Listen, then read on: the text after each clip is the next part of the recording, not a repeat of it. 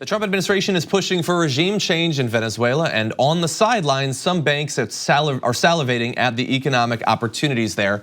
And joining us now to break down apparently a confidentially document plan of what one bank intends to do in Venezuela if regime change is achieved is senior contributor to the Intercept, Rafael Moreau-Martin. Welcome to the show. Hello, how are you? Thanks for having me and for having the Intercept Brazil and the Intercept. We're always glad to have contributions from the Intercept, both traditional and Brazilian. And so you got access to some confidential documents that show a really interesting plan that the Inter-American Development Bank has apparently been cooking up. Can you reveal what was in those documents?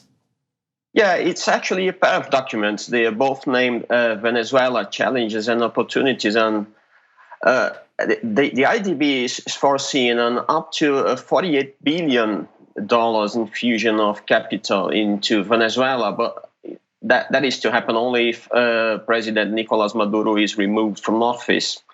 In these documents, the IDB is outlining a 4-year plan to open the Venezuela economy to foreign corporations through privatization, structural reforms, and public and private partnerships. So they have this plan for what they intend to do if there is a change in leadership in Venezuela. But is it crazy to believe that those sorts of plans existing and being talked about are actually contributing to the chance that that regime change does actually happen?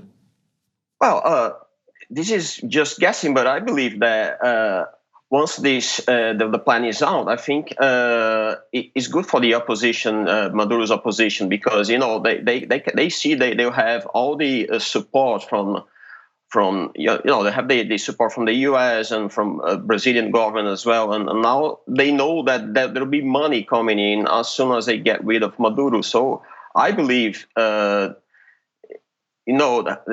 the plan for the day after Maduro is out is a great contribution to destabilize even more his regime.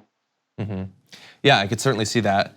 I want to learn a little bit more about both the plan and how they intended to roll it out. So in your piece, these documents were supposed to be presented at the Inter-American Development Bank's meeting in China, but that meeting was actually canceled, correct? Yes, it was canceled.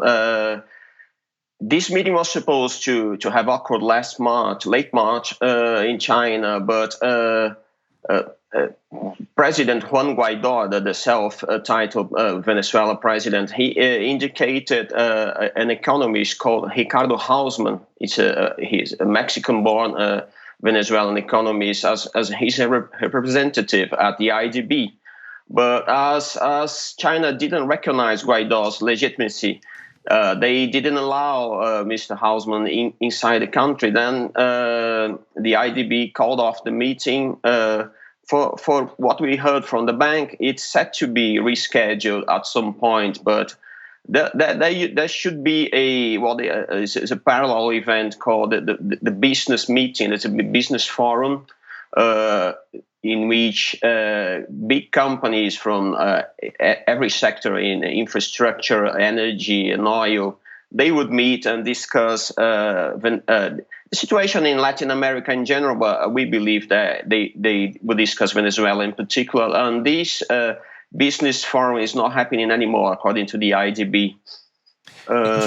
Interesting. So they had a bit of a setback, but it seems like the plan is not necessarily derailed. No, it can be.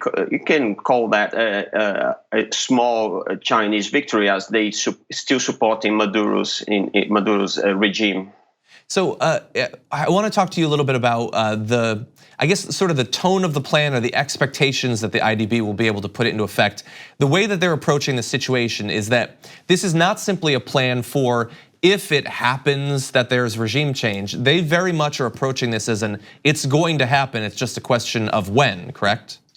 Yes, we heard from a source which is familiar with the IDB that inside the bank, regime change in Venezuela is not a matter of if it will happen, but when it will happen. So and actually, Mr. Hausmann, this economist that Guaidó named as his representative at the IDB, he's really familiar with the bank. He was the first chief economist for the IDB He's been doing some work alongside with them in the past year. So we can say that they have a plan pretty much ready for when it happens, when they see it happening, like Maduro is going out of power. And for people in the US who might not be very familiar with the IDB, what is the relationship between either America generally and the IDB? Does Trump have any connection to it? Because obviously he's one of those who's pushing most aggressively in a variety of different ways for regime change in Venezuela. Yeah, the IDB is the Inter-American Development Bank. They support infrastructure and health and education investments in Latin America and the Caribbean. The US they are the main shareholders for the IDB, which means that they have as much as 50% of the shares, which means you can say that the US is really powerful inside the IDB. We also heard from a source that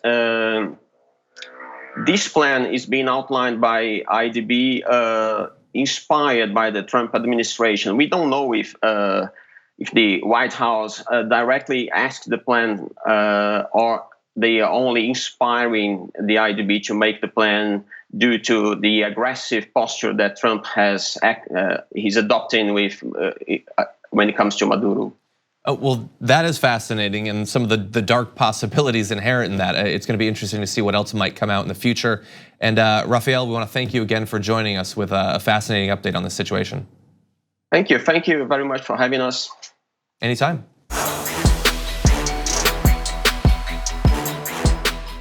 Thanks for watching this free clip of the Young Turks. Don't forget to become a TYT member today. For more exclusive content, join now at tyt.com/join.